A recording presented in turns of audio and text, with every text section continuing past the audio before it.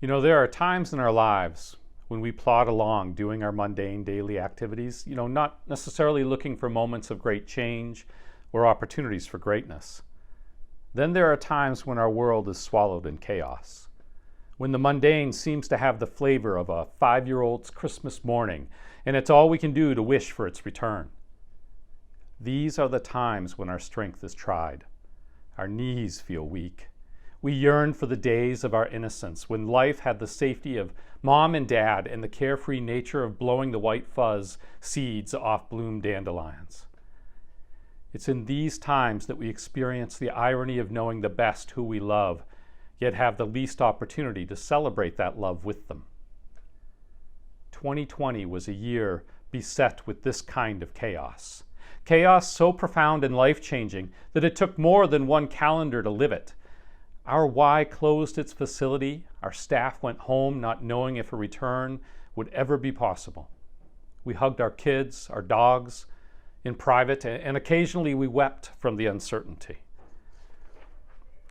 We lost connections with some of our closest friends and work colleagues. In some instances, we grieved the loss of life. The chaos was contagious, not only as a virus, but it exposed our deepest flaws of inequity, as it somehow exasperated our nation's inequalities, riots in the streets demanding justice for unjust murders. It spread as over 500,000 people perished from the virus, and our democracy nearly fell.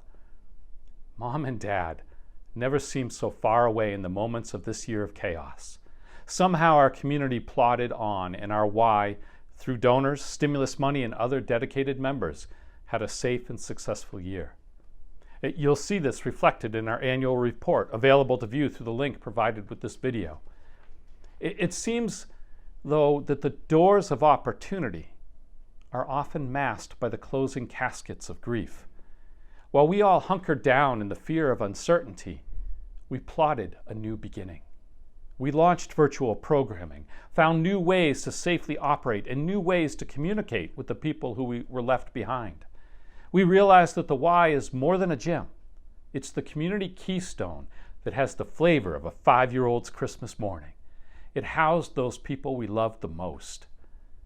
With these epiphanies, the Y board and staff didn't just hunker down. We planned for a better tomorrow. We built a strategic plan, also available through the link below, that won't just restore our Y in its old form, but position it for new and profound impact on the emerging needs in our community. Safety around water for every 4th grader by 2024, we said. A multi-generational center that will restore a sense of belonging for all, we said. Equitable childcare in area childcare deserts, and so much more. To show that we weren't conquered by the chaos, in fact, we would conquer it. We said, we've had injustice for over 400 years in this nation. We won't tolerate it in our Y. We'll root out injustice from within, create a safe place to discuss and celebrate diversity, and lead our community in promoting equity, inclusion, and belonging.